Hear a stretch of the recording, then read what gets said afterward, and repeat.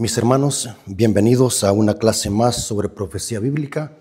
Recordemos de que el objetivo de este canal es presentar la verdad presente, presentar temas sólidos de profecía, doctrina y apología. Así que sean bienvenidos todos los hermanos que son parte de este canal, que siempre oran por este ministerio y por este siervo, para que sigamos predicando la verdad presente. Así que, hermanos, en esta ocasión vamos a orar para que Dios sea el autor de este estudio. Es importante orar, así que vamos a hacerlo. Vengamos de rodillas. Bendito Señor que estás en el cielo, alabado sea tu nombre. Gracias porque permite que tu siervo pueda presentar esta clase. Bendice a tu pueblo, bendice a todas aquellas personas que tarde o temprano verán esta clase. Danos sabiduría y condúcenos a toda verdad. Te lo suplicamos en el nombre de Jesús. Amén. Ok, hermanos, vamos a estudiar una clase profunda, así que quiero que se concentren, tomen sus Biblias, tomen papel y lápiz para apuntar esta información, porque esta información vale oro. Hay un principio, hermanos, que la Biblia lo enfatiza mucho, y es el principio que la historia se repite. Este es un principio vital e importante para poder interpretar las profecías escatológicas que tienen que ver con el tiempo del fin. El principio, la historia se repite, nos ayuda a poder comprender el símbolo a través de la historia. O sea, la historia es una historia tipológica que nos ayuda a conectar con los eventos finales. Ya que en el libro de Apocalipsis terminan y se encuentran todos los libros de la Biblia. Por eso, hermanos, los evangélicos tienen unas interpretaciones superficiales de las profecías. Porque ellos desconocen este principio, la historia se repite, que para entender los símbolos proféticos tenemos que conocer primero las historias que tienen doble referencia o doble aplicación. Este principio es bíblico. Hay muchos pasajes de la Biblia donde presentan este principio de que la historia se repite, pero yo solamente voy a usar dos del sabio Salomón que están en el libro de Eclesiastés, capítulo 1, versículo 9. Eclesiastés, capítulo 1, versículo 9 dice: ¿qué es lo que fue? Lo mismo que será. ¿Qué es lo que ha sido hecho? Lo mismo que será. Y nada hay nuevo debajo del sol. Claramente, que lo que fue, lo mismo que será. No hay nada nuevo debajo del sol, porque la historia se repite. Los seres humanos cometen los mismos errores, por eso es que la historia se repite. Esto lo enfatiza también Salomón en Eclesiastés 3:15. Noten cómo dice: aquello que fue, ya es, y lo que ha de ser, fue ya, y Dios restaura lo que pasó. Basándonos en estas dos citas de que la historia se repite, vamos a ver lo que pasó en los tiempos de Cristo, qué es lo que hicieron los judíos contra Cristo, y vamos a ver de que esta historia se va a volver a cumplir con el remanente, con la iglesia en el tiempo del fin. Porque lo que pasó con Cristo, lo que hicieron los judíos con Cristo, o el método que hicieron los judíos contra Cristo, son historias tipológicas que cuadran perfectamente bien con la profecía apocalíptica. Ahora, analicemos algunos aspectos de la guerra que había entre los fariseos contra Cristo. En los tiempos de Cristo, hermanos, habían muchas sectas o partidos sociales. Estaban los fariseos, los saduceos, los esenios, los escribas, los herodianos y los celotes. Todos eran judíos, todos profesaban ser pueblo de Dios, pero estaban divididos doctrinalmente. Este detalle no lo pierdan. Estos partidos sociales, todos profesaban ser pueblo de Dios, pero estaban divididos en sectas con diferentes creencias y doctrina. Los fariseos creían una cosa, los saduceos creían otra. Los celotes eran tipo como los guerrilleros en los tiempos de los judíos, en los tiempos de Cristo. Todos eran judíos, pero estaban divididos doctrinalmente. No se podían ver los fariseos con los saduceos, se odiaban doctrinalmente, pero todos profesaban ser pueblo de Dios. Pero es interesante, hermanos, que a la hora de matar a Cristo, se unificaron, dejando a un lado sus diferencias doctrinales. Hicieron una coalición con un propósito de buscar la ayuda del poder civil de Roma para dar una orden de matar al Mesías. En los tiempos de Cristo hubo una coalición de iglesia y Estado. Todas esas sectas o partidos sociales en que estaba dividida la nación judía se unieron con un solo propósito: extirpar al Mesías, dejando a un lado sus diferencias doctrinales. Pero de todas estas sectas o partidos políticos sociales en los tiempos de Cristo, había una secta que odiaba más a Cristo, y eran los fariseos. Claro que los escribas odiaban a Cristo, los saduceos también, pero los que más odiaban a Cristo eran los fariseos. La pregunta es, ¿por qué los fariseos odiaban a Cristo? Los fariseos, noten este detalle que necesito que lo podamos memorizar. Los fariseos profesaban guardar la ley, eran celosos en la ley, eran más conservadores que los saduceos. Los fariseos defendían la ley a capa y espada.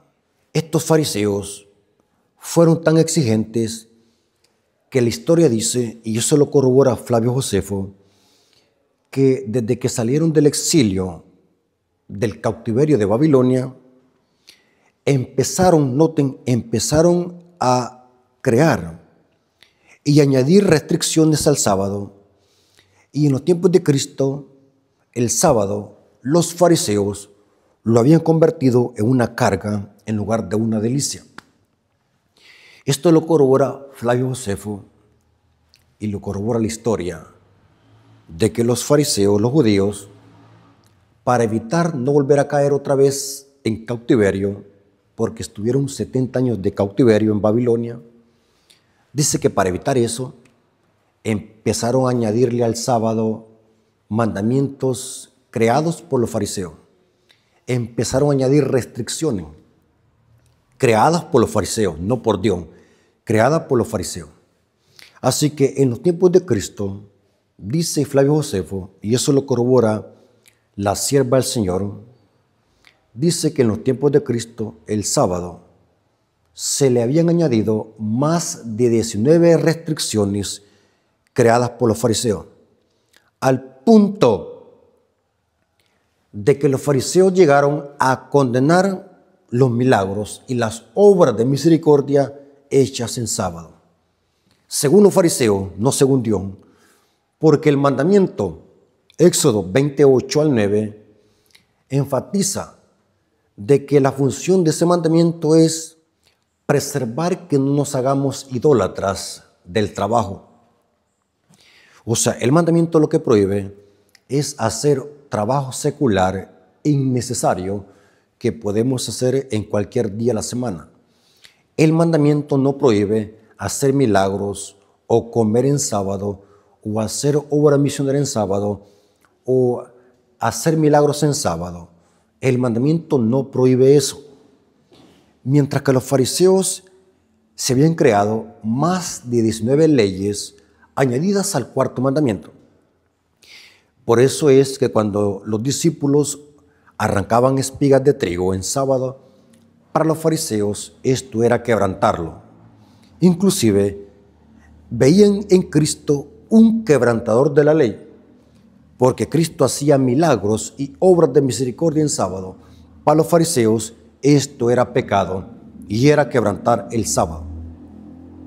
Y esto es lo que no comprenden los protestantes y católicos, que Cristo al venir a esta tierra No vino a andar mandando a la gente a guardar el sábado, porque ya lo profesaban guardar. La misión de Cristo era venir a rescatar el sábado de esas tradiciones y esas restricciones creadas por los fariseos. La función del por qué vino Cristo a esta tierra era a enseñarle o a enseñar la forma correcta de cómo guardar el sábado. Cristo enseñó de que hacer obras de misericordia, arrancar espigas en sábado para comer, eso no quebrantaba el sábado, porque eso estaba en perfecta armonía con la ley. Mateo 12, versículo 1 al 2. Noten lo que está pasando acá con los fariseos. Mateo capítulo 12, versículo 1 al 2. En aquel tiempo iba Jesús por los sembrados en un día de reposo, y sus discípulos tuvieron hambre. Noten que comer en sábado no es pecado.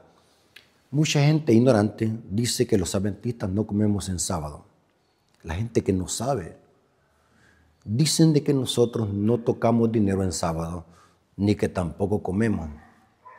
La gente del mundo no sabe nada de Biblia, pero comer en sábado no es pecado. Inclusive es en sábado donde los adventistas comemos más. Aunque eso es pecado, la glotonería, el sábado no debe de usarse para la glotonería, ni cualquier otro día de la semana, porque la glotonería es pecado. Pero el sábado es para comer, no es para andar ayunando, es para comer.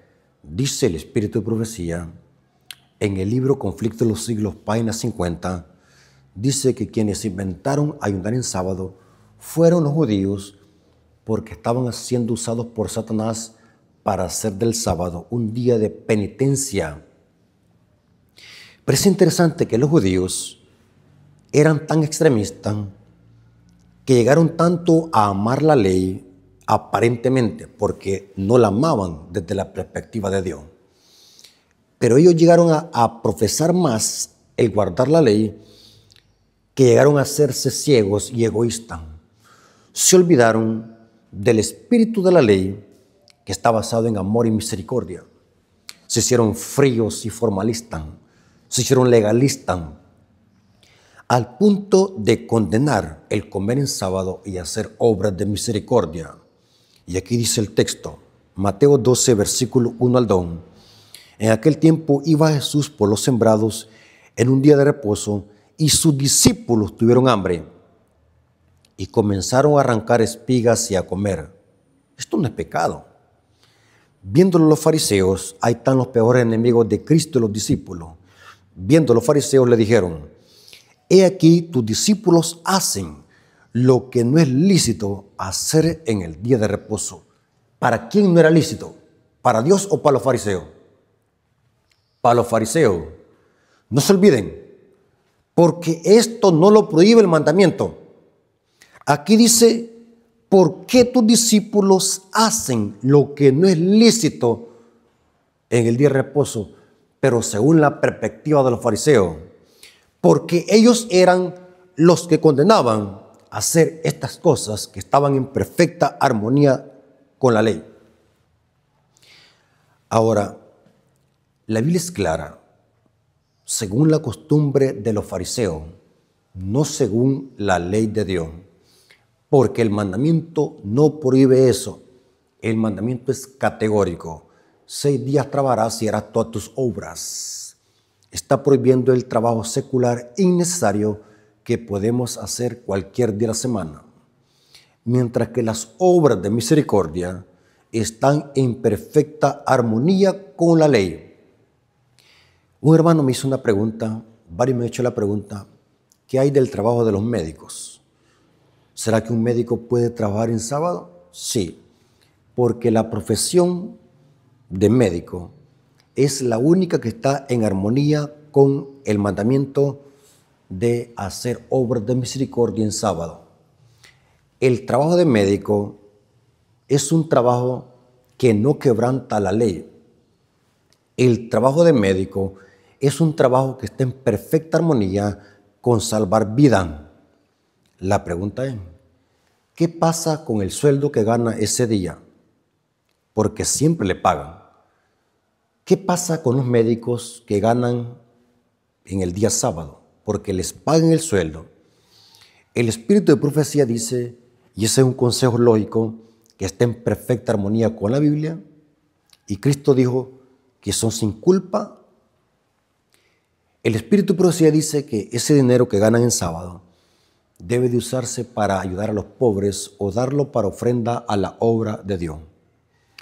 El dinero que se gana en sábado, porque por lógica es un trabajo, pero es un trabajo que está en perfecta armonía con el mandamiento, porque tiene que ver con salvar vidas, curar a un enfermo, salvar vida.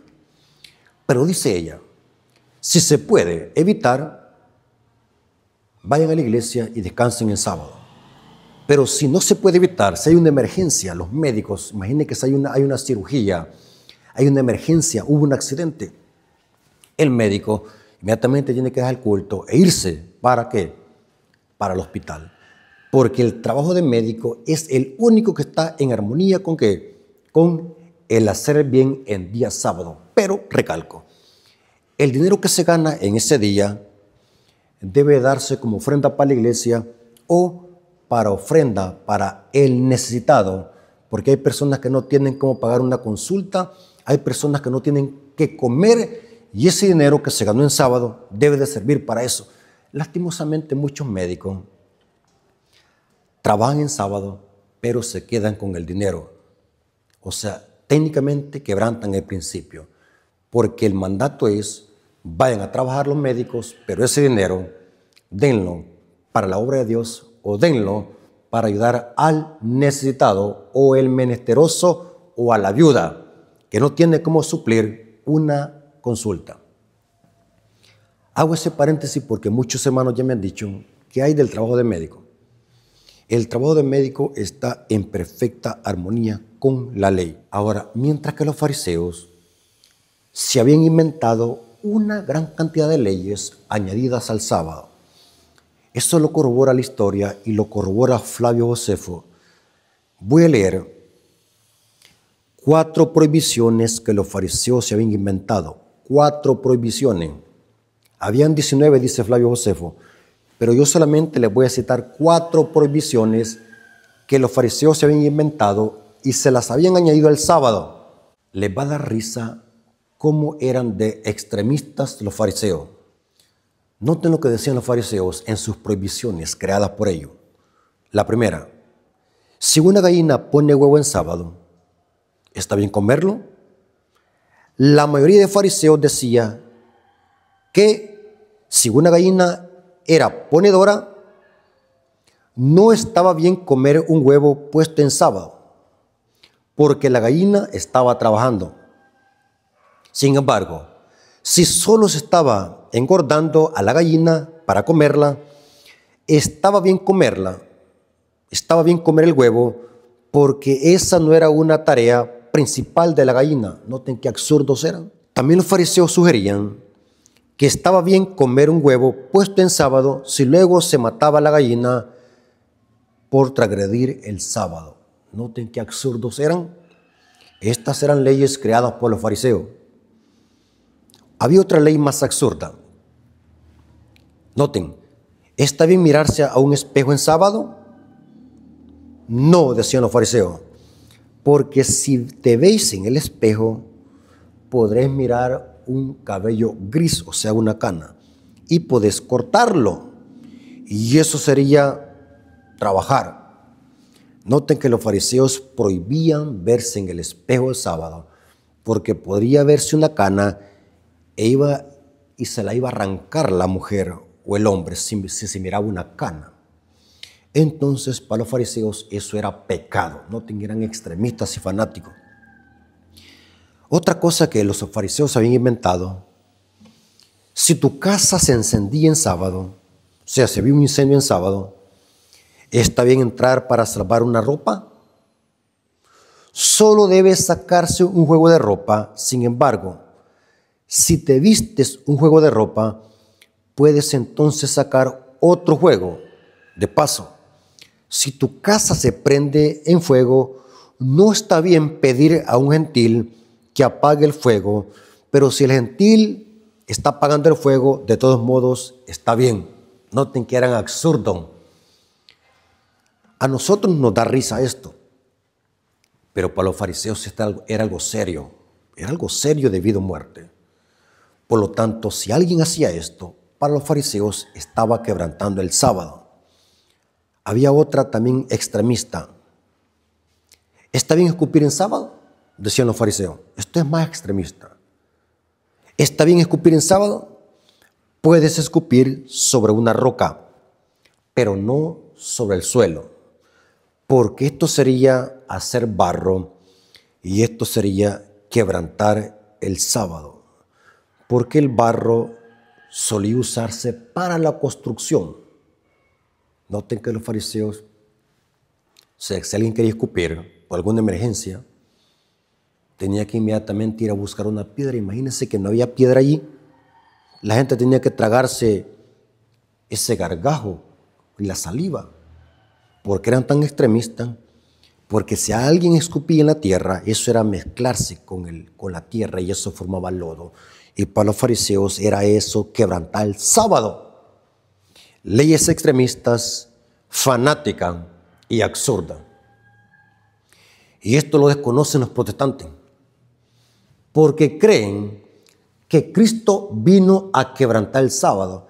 Hermanos y amigos, esa es una blasfemia, andar diciendo que Cristo vino a quebrantar el sábado y la ley.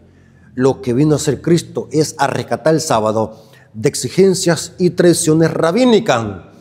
Vino a liberarlo de ese peso y restricciones creadas por los fariseos.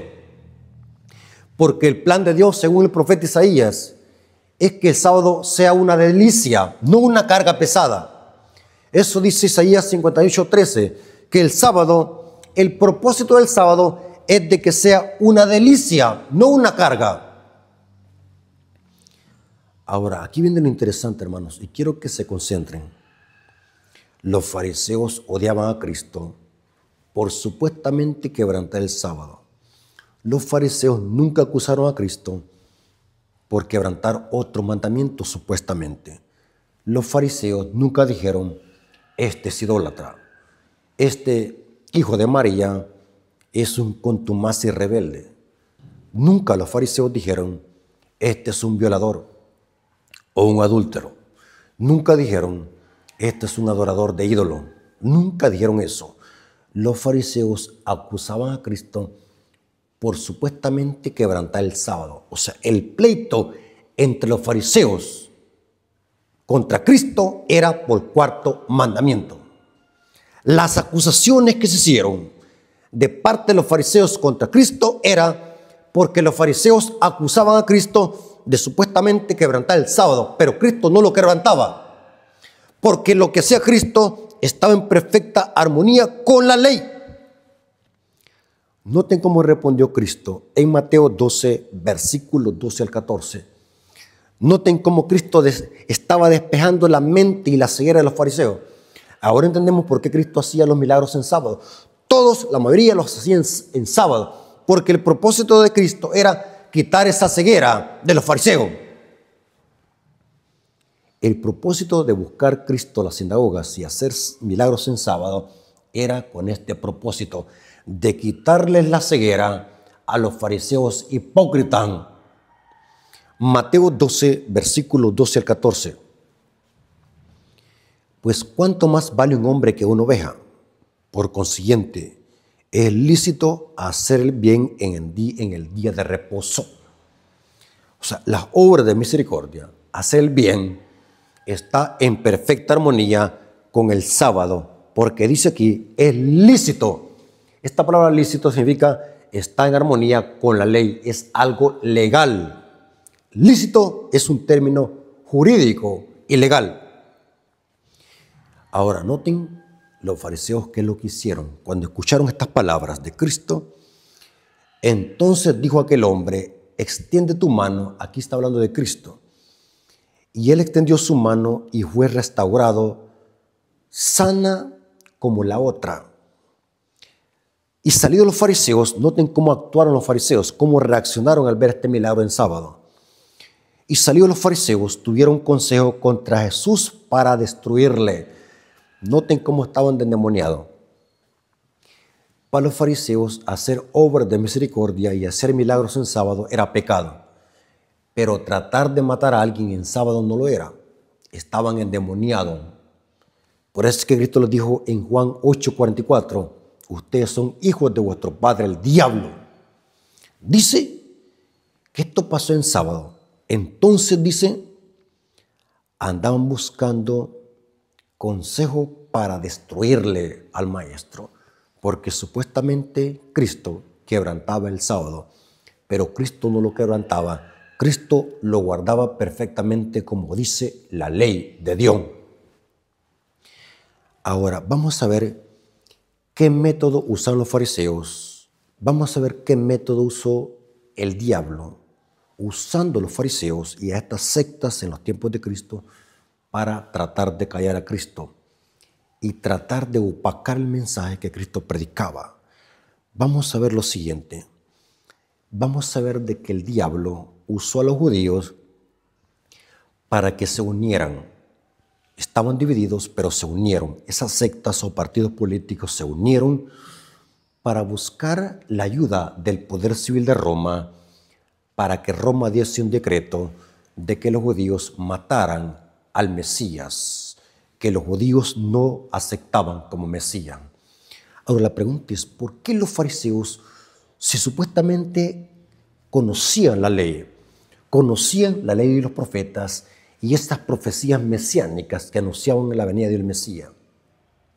¿Qué pasó entonces? ¿Por qué no lo recibieron? Dice Juan capítulo 1, versículo 11 al 12, a los suyos vino y los suyos no lo recibieron. Si los judíos, los fariseos tenían la ley, conocían que iba a venir un Mesías, lo profetizaron los salmos, lo profetizaron los profetas, lo profetizó la Torá, etcétera, etcétera. Entonces la pregunta es la siguiente, ¿qué es lo que pasó entonces? Los fariseos y los maestros de la ley dieron una mala interpretación a las profecías mesiánicas y en los tiempos de Cristo se había pervertido el significado correcto de las profecías mesiánicas. Los judíos en los tiempos de Cristo esperaban a un Mesías político que los emancipara del yugo romano. Los judíos, los fariseos, no esperaban a un Mesías haciendo milagros, no esperaban a un Mesías dándole de comer a multitudes, no esperaban a un Mesías calmando la tempestad, no esperaban a un Mesías predicando el Evangelio. Los judíos esperaban a un Mesías político. Y al ver de que Cristo no cumplía sus expectativas, lo que hicieron es que matarle, porque para los fariseos Cristo era un impostor nacido de fornicación.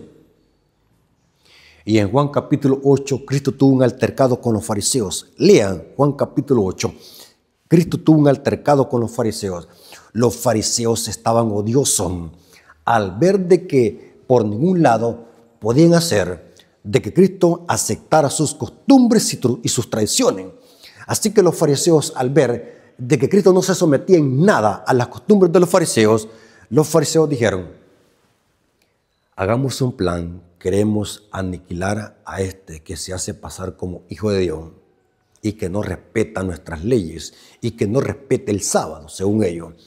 Así que los judíos, como eran esclavos del yugo romano, buscaron la ayuda del poder civil de Roma para que Roma diera un decreto de que los mismos judíos mataran al que se hacía pasar, según los fariseos, en rey de los judíos. Vamos a leer algunas citas bíblicas de lo que están haciendo aquí los judíos, buscando la ayuda del poder civil de Roma. Recuerden de que estas sectas que estaban divididas ahora se unen con un solo propósito, matar al Mesías, al ungido de Dios. Mateo 27, versículos 1 al 2. Mateo 27, versículo 1 al 2 dice, venía la mañana, todos los principales sacerdotes y los ancianos del pueblo entraron en consejo contra Jesús para entregarle a muerte. Noten que se habían olvidado por completo del principio de la ley, amarás a tu prójimo como a ti mismo. Se olvidaron por completo del mandamiento que dice, no matarás. Se hicieron tan ciegos que solo miraban la ley en letra, pero no conocían el espíritu de la ley. Pero se olvidaron de que del Señor del sábado, que era Cristo. Noten, y planearon consejo para entregarle a muerte.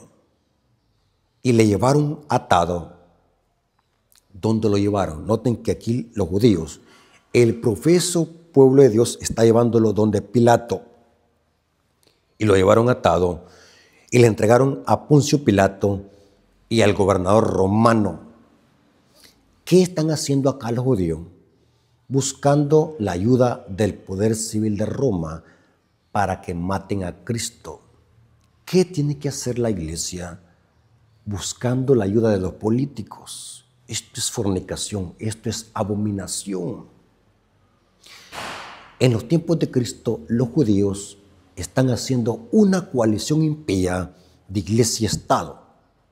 Lo llevaron atado donde Poncio Pilato, y dice que lo entregaron a Poncio Pilato, el gobernador. Y noten cómo dice Juan 19, versículos 11 al 12. Juan 19, versículos 11 al 12 dice: respondiendo Jesús, ninguna autoridad tendrías contra mí. Esto le está diciendo a Pilato.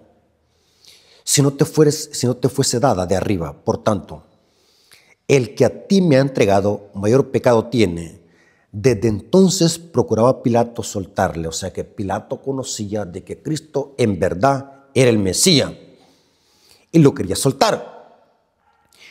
Pero los judíos daban voces. Noten quién está presionando al Estado acá para que mate al Mesías. Son los judíos. Pilato quiere soltarlo, pero los judíos están presionando al Estado. Estos datos no los vayan a perder de vista, por favor, hermano. Noten cómo dice el texto. Desde entonces procuraba Pilato soltarle, pero los judíos daban voces diciendo: si a este sueltas, no eres amigo de César, porque todo aquel que se hace rey, a César se opone. César era el emperador romano, mientras que Pilato era el gobernador de Judea. Interesante. Los judíos son los que están presionando a Roma. Son los judíos. Noten que no es Roma que buscó a los judíos. Son los judíos que buscan la ayuda del poder civil y presionan a Pilato para que Pilato dé un decreto de que maten al Mesías. Noten cómo dice Juan 19:15. Noten lo que están diciendo ahora los judíos a una voz. Pilato pone a Barrabás y a Cristo enfrente y les dice: díganme, ¿a quién quieren que deje ir libre? ¿A Cristo, el que se dice rey de los judíos, o a Barrabás? ¿Quién quieren? Dice que la nación judía, a una voz, los fariseos y los maestros de la ley, noten cómo respondieron y gritaron. Juan 19:15. Pero ellos gritaban: fuera, fuera, crucifícale. Pilato les dijo: ¿a vuestro rey he de crucificar? Respondieron los principales sacerdotes: no tenemos más rey que César.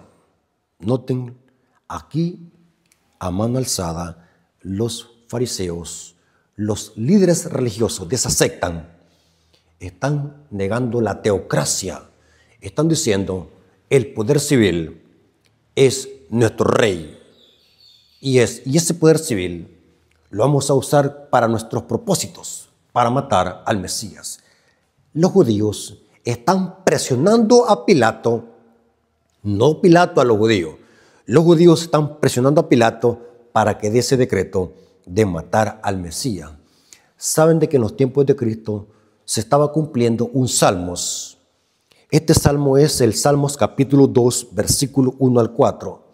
Salmos capítulo 2, versículo 1 al 4. Dice acá: ¿por qué se amotinan las gentes y los pueblos piensan cosas vanas? Se levantarán los reyes de la tierra, príncipes consultarán unidos contra Jehová y contra su ungido. Noten que iba a haber una coalición impía. El diablo une a su gente. ¿Pero para qué? Para luchar contra Jehová y contra su ungido, diciendo: rompamos sus ligaduras, echemos de nosotros sus cuerdas. El que mora en los cielos se reirá, el Señor se burlará de ello. El apóstol Pedro citó este salmo y lo aplica a lo que hicieron los sacerdotes y fariseos para matar a Cristo usando el poder civil de Roma. Pedro cita este salmo en Hechos de los Apóstoles, Hechos capítulo 4, versículos 26 al 28. Aquí se está citando el Salmos 2 y dice así: se unieron los reyes de la tierra y príncipes se juntaron en una contra el Señor y contra su Cristo. Porque verdaderamente se unieron en esta ciudad. Noten cómo se cumplió esto.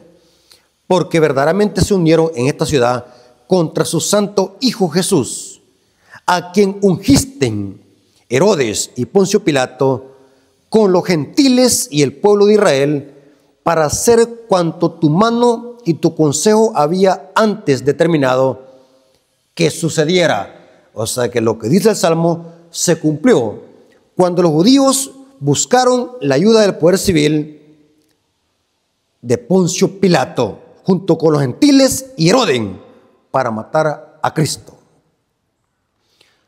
¿Sabe, hermanos? Ahora viene la profecía, cómo esto se va a volver a cumplir en el tiempo del fin. Y esto, hermanos, no es ningún alarmismo. Esto está perfectamente en armonía con la profecía clásica. La historia es profecía clásica que se convierte en profecía apocalíptica.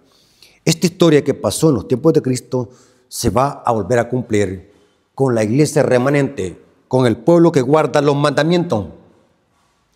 Esto lo pudo divisar la sierva del Señor, Elena de White. ¿Cómo esta mujer de Dios sabía perfectamente esto?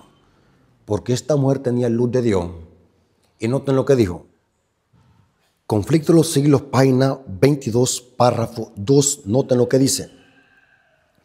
Esta cita une el pecado de los judíos y el pecado del protestantismo. Saben de que hoy actualmente hay centenares de sectas protestantes. Todas dicen de que tienen la verdad. Todas dicen de que son el pueblo de Dios. Pero igual que los judíos, están divididos doctrinalmente. Tantas sectas que hay hoy en día. Tenemos la primera secta mega gigante, la Iglesia Católica. Tenemos los mormones, tenemos los testigos de Jehová, tenemos los bautistas del sur, tenemos un montón de sectas, tenemos la Iglesia Apostólica. Son centenares de sectas que dicen de que son el pueblo de Dios y también usan la Biblia como la usaban las sectas judías en los tiempos de Cristo, que usaban la Torá. Hoy se usa la Biblia. Todas estas sectas usan la Biblia, pero están divididos doctrinalmente. Todas estas sectas profesan ser pueblo de Dios, pero también están divididas doctrinalmente. Ahora, esto lo pudo divisar la sierva del Señor en esta cita. Conflicto de los siglos, página 22, párrafo 2 dice: el gran pecado de los judíos consistió en que rechazaron a Cristo. Noten los judíos. Profesaban guardar la ley. Profesaban, no es que lo guardaban, no se confundan. Profesaban guardar la ley. Se hicieron tan celosos en la ley y en supuestamente guardar el sábado, pero no lo guardaban porque eran hipócritas. Pero se hicieron tan celosos en guardar el sábado que se olvidaron de que el centro del sábado es Cristo. Los judíos sacaron a Cristo de la ley. Los judíos eran hipócritas. El pecado de los judíos era de que profesaban amar tanto la ley que odiaron a Cristo. Hoy en día, el pecado de los protestantes es similar a lo que hicieron los judíos. Ella dice que los protestantes hoy en día cometen el mismo pecado de los judíos. Hoy es al revés, pero en principio es el mismo pecado. Hoy los protestantes dicen: nosotros amamos a Cristo, nosotros predicamos a Cristo. Pero hoy, ¿qué es lo que hacen? Lo contrario de los judíos. Rechazan la ley de Dios. Es lo mismo en principio, porque la ley es un reflejo del carácter de Dios. Los judíos, al rechazar a Cristo, técnicamente estaban rechazando esa ley que la profesaban guardar. Hoy en día, los protestantes dicen, amamos a Cristo. Cristo aquí, Cristo allá, Cristo aquí, predican de Cristo, pero hoy rechazan la ley de Dios. El mismo pecado de los judíos apóstatas. Y esto dice la cita. El gran pecado de los judíos consistió en que rechazaron a Cristo. El gran pecado del mundo cristiano iba a consistir en que rechazaría la ley de Dios, que es el fundamento de su gobierno en el cielo y en la tierra. Los preceptos del Señor iban a ser menospreciados y anulados. Millares de almas sujetas al pecado, esclavos de Satanás, condenados a sufrir la segunda muerte, se negarían a escuchar las palabras de verdad en el día de su visitación. Terrible ceguera, extraña infatuación. O sea que según la profecía, estas iglesias protestantes que profesan amar a Dios, pero que rechazan su ley, va a haber un momento en la historia que se van a unir como los judíos para matar a Cristo en la persona de sus seguidores, que Apocalipsis le llama los santos que guardan los mandamientos. Significa que el pleito entre las iglesias protestantes, junto con el catolicismo romano como madre, va a ser también por el cuarto mandamiento. Así como los judíos atacaban a Cristo por supuestamente quebrantar el sábado, el pleito será también en el tiempo de fin por el cuarto mandamiento, porque la historia se repite. Yo sé que muchos quizás no sabían esto, pero tiene sentido, porque la historia es una historia tipológica que nos ayuda a entender lo que pasará en el tiempo del fin. Hoy vemos que estas iglesias evangélicas quieren mantener una unión y unificarse con el Estado. Vemos cómo las iglesias protestantes cada día van buscando la ayuda del poder civil, igual como los judíos. Noten, porque fueron los judíos que presionaron a Poncio Pilato. Hoy en día las iglesias protestantes están buscando la ayuda de los poderes políticos en este momento en Estados Unidos. Es interesante ver cómo las iglesias evangélicas cada día se están uniendo con el gobierno de Donald Trump para que este gobierno sea unificado y que el poder político le devuelva el poder a la iglesia. Porque según la profecía, y eso lo conocemos los adventistas, que la marca y la bestia va a iniciar en esta nación, en Estados Unidos, este país protestante, donde la iglesia se va a volver a unir con el Estado, igual como los judíos. Este país protestante, todas las iglesias protestantes han nacido en Estados Unidos. Todas estas iglesias profesan ser pueblo de Dios, tienen una Biblia, pero rechazan la ley de Dios, especialmente el cuarto mandamiento de la ley de Dios. La historia se va a volver a cumplir en principio. La pregunta es, ¿dónde la Biblia enseña de que al final de la historia va a haber una coalición de iglesia y Estado? Que las hijas se van a unir, dejando a un lado sus diferencias doctrinales, para unirse con el poder político, para perseguir a un remanente. Esto está en Apocalipsis 17, versículo 1 al 5. Noten que Apocalipsis 17 habla de esta triple alianza satánica, una coalición de iglesia, Estado e hijas. Apocalipsis 17, versículo 1 al 5 dice, vino entonces uno de los 7 ángeles que tenía las 7 copas y habló conmigo diciéndome, ven acá y te mostraré la sentencia contra la gran ramera. Noten que hay una mujer ramera, la que está sentada sobre muchas aguas, con la que ha fornicado los reyes de la tierra. Noten que una ramera que fornica con los reyes de la tierra, con los poderes políticos, con la cual han fornicado los reyes de la tierra, y los moradores de la tierra se han embriagado con el vino de su fornicación. O sea, están borrachos. Esta ramera, para controlar a los magnates de la tierra, a los poderes políticos, usa su vino.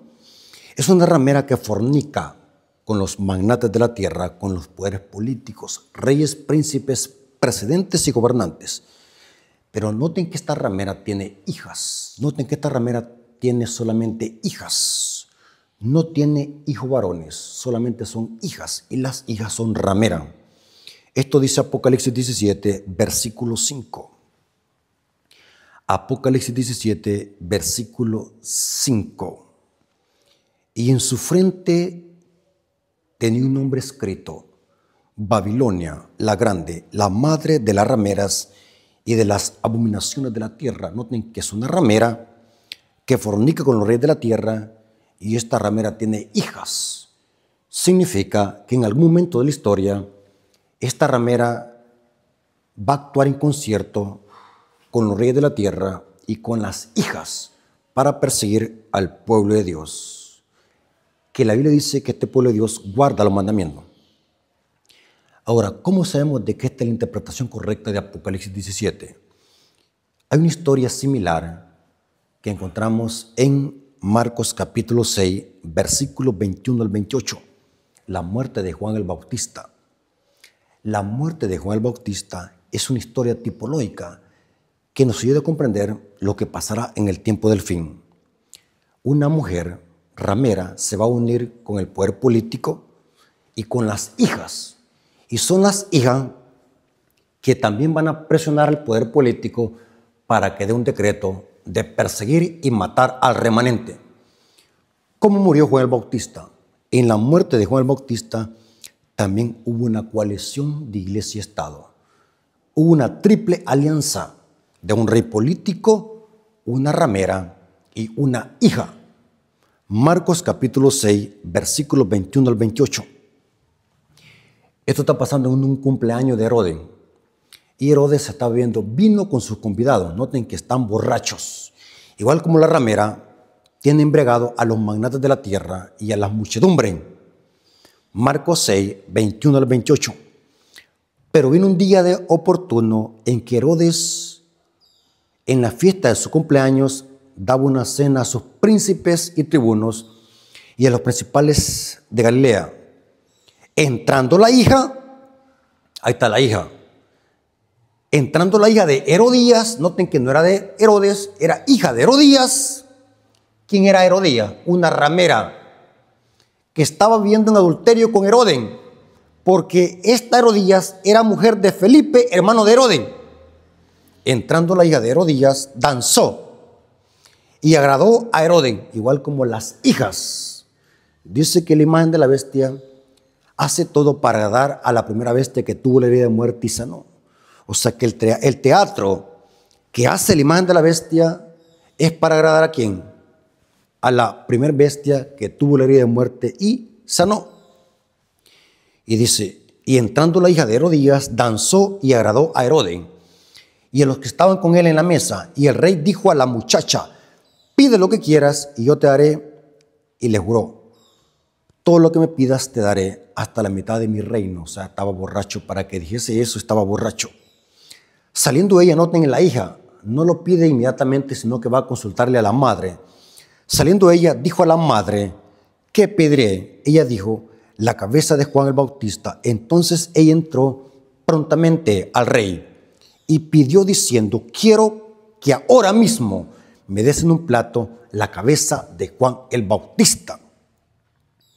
El rey se entristeció mucho a causa del juramento y de los que estaban con él en la mesa. A esto se refería Cristo cuando dijo, guárdense de la levadura de los fariseos y de Herodes. Hablaba de la hipocresía y de la doble moral de Herodes. Porque si Herodes se hubiese mantenido firme, no le hubiesen cortado la cabeza a Juan el Bautista, pero por temor al juramento y de los que estaban con él en la mesa, no quiso desecharla, o sea, la petición de la hija.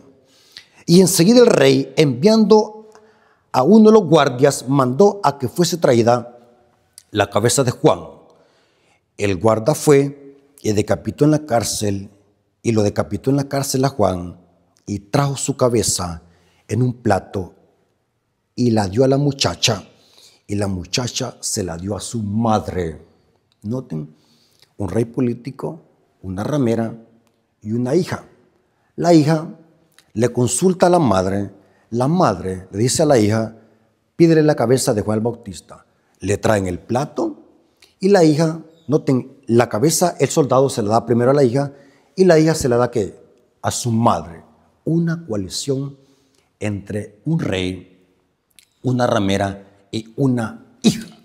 Significa, según la profecía, que todas estas iglesias protestantes que aparentemente dice que creen en Dios y que aman a Dios, pero rechazan la ley de Dios, se van a unir como lo hicieron los judíos apóstatas para matar a Cristo en la persona de sus seguidores, de sus hijos, que Apocalipsis le llama los que guardan los mandamientos. Y esto, hermanos, no es ninguna interpretación descabellada, ni tampoco alarmismo. Esto tiene sentido porque la historia nos dice y nos revela cómo pasará en el tiempo del fin. Leamos. Los judíos se unieron, dejando a un lado sus diferencias doctrinales, para matar a Cristo. En el tiempo del fin, todas estas iglesias evangélicas que profesan amar a Dios, pero que rechazan su ley, se van a unir para perseguir al remanente que guarda los mandamientos. El pleito también será por el sábado, según la profecía bíblica.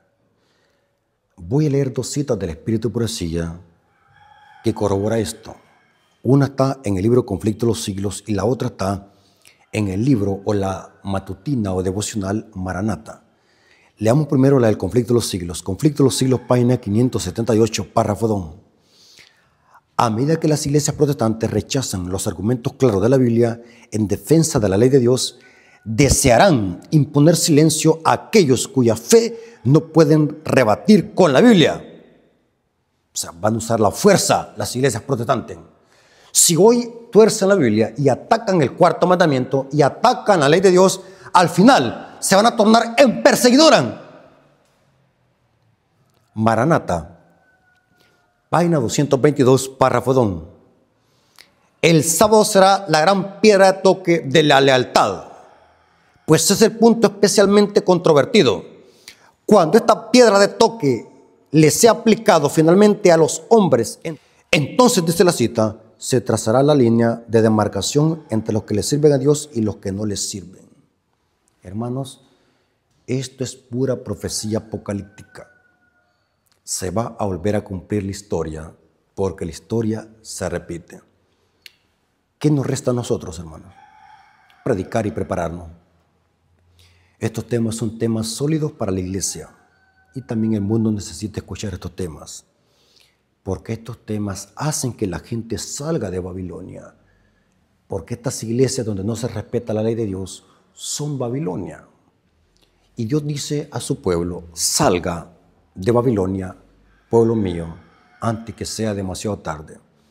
Hermano y amigo, quizás estos temas son muy tajantes y directos, pero es mejor que nos digan la verdad hoy que hay tiempo. Necesitamos conocer la verdad y no permitir que el diablo nos engañe con esta falsa mentira de que la ley quedó abolida. Es una mentira del diablo, porque lo que busca es engañarnos para que no podamos divisar que muy pronto la historia se volverá a cumplir. Las iglesias van a presionar al poder político del Estado para que ponga leyes y decretos en contra de la ley de Dios, y así las hijas, dando este decreto, van a honrar a Roma, la madre. La historia se volverá a cumplir. Dios me lo bendiga, hermanos, y que la honra y la gloria sea para nuestro Dios. Vengamos de rodillas. Bendito Señor que estás en el cielo, santificado sea tu nombre. Te agradecemos por tu palabra. Gracias por esta preciosa profecía. Gracias por estos temas sólidos de tu palabra.